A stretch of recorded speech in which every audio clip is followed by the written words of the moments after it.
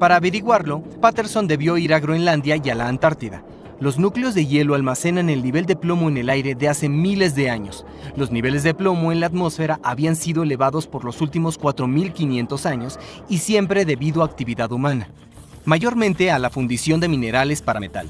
Puedes ver el ascenso y la caída de los imperios griego y romano, el descenso debido a la peste negra en el siglo XIV y, por supuesto, el pico en el siglo XX gracias a la industrialización y el tetraetilo de plomo. ¿Qué le causaba esto a la gente? Patterson observó los niveles de plomo en dientes y huesos de cadáveres recientes en Estados Unidos. Para comparar, midió el plomo en dientes y huesos de momias peruanas y egipcias. Como vivieron hace más de 1.600 años, estuvieron expuestas a mucho menos plomo durante su vida.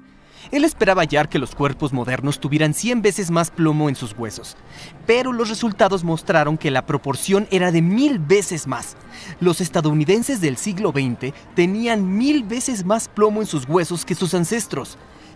Estudios en dientes de leche revelaron que incluso la contaminación por plomo inferior a lo considerado seguro resultaba en dificultades cognitivas, IQ inferior y problemas conductuales.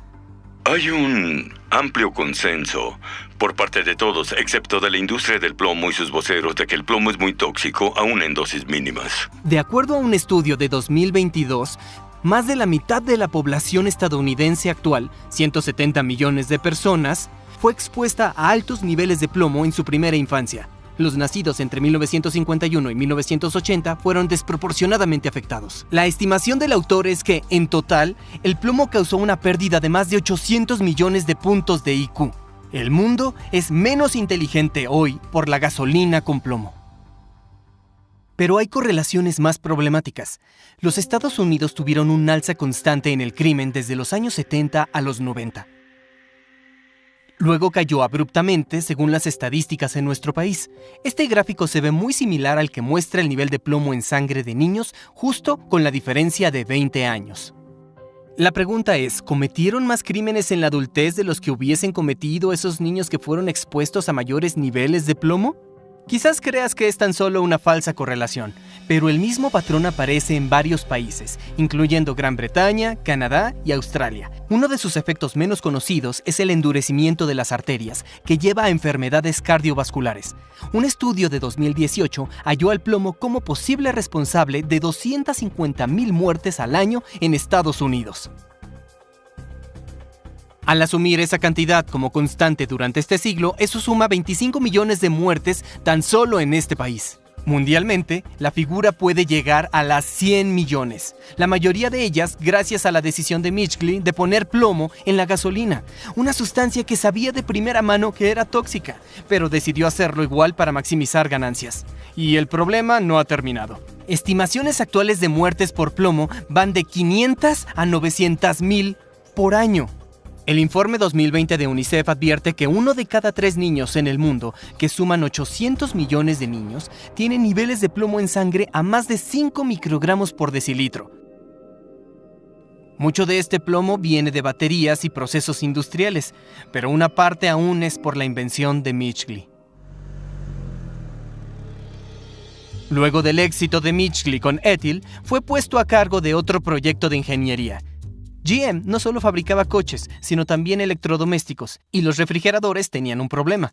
Los dos gases más usados como refrigerantes eran el metanoato de metilo y el dióxido de azufre, uno altamente tóxico y el otro inflamable.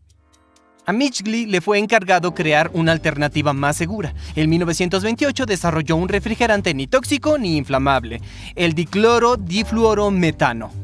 GM llamó a este nuevo producto Freon, y para demostrar su seguridad, durante su lanzamiento en la Sociedad Química Estadounidense, Mitchell inhaló fuertemente el gas y sopló una vela. En las décadas siguientes, clorofluorocarburos como Freon se volvieron muy populares y eran usados como solventes y aerosoles. El problema es que los clorofluorocarburos son livianos y estables. Al soltar estos gases en la atmósfera, trepan hasta la estratosfera, donde pueden permanecer de 50 a 100 años. Pero si una de sus moléculas es tocada por un fotón ultravioleta de la energía justa, se rompe en pedazos y suelta un átomo de cloro. Ese átomo de cloro puede luego reaccionar con ozono, dividiéndolo en monóxido de cloro y gas oxígeno. El resultado fue otro desastre ambiental, el agujero en la capa de ozono. Con menos ozono, más rayos UV penetran la atmósfera y aumentan los índices de cáncer de piel y cataratas. Los clorofluorocarburos generan efecto invernadero. Producen 10.000 veces más calentamiento por kilo que el dióxido de carbono. El historiador John McNeill escribió que Midgley tuvo más impacto en la atmósfera que cualquier otro organismo en la historia de la Tierra. Un acuerdo para gradualmente eliminar estos gases, el Protocolo de Montreal, entró en vigor en 1989 y la capa de ozono está mostrando signos de recuperación, pero llevará muchas más décadas recuperarse por completo. En 1940, a los 51 años, Midgley contrajo polio y una discapacidad motriz. Para ayudarlo a levantarse, desarrolló una cama mecánica controlada por una serie de cuerdas y poleas. El 2 de noviembre de 1944, mientras usaba su aparato, se enredó en las cuerdas y murió estrangulado. Gracias al trabajo de Claire Patterson, se volvió claro que el plomo en el ambiente no es natural. Quemar plomo y los motores de combustión propagan los elementos tóxicos por el planeta. En el aire, los océanos, la nieve en el Polo Sur e incluso en nuestros huesos. Japón fue el primero en prohibir el combustible de plomo en autos en 1986. Otros países pronto lo imitaron. Argelia fue el último en hacerlo en 2021. Naciones Unidas calcula que la eliminación de plomo de la gasolina salva más de 1 millón de vidas al año y 2.450.000 millones de dólares. Pero hasta hoy, la gasolina con plomo sigue usándose en motores de aviones a pistón.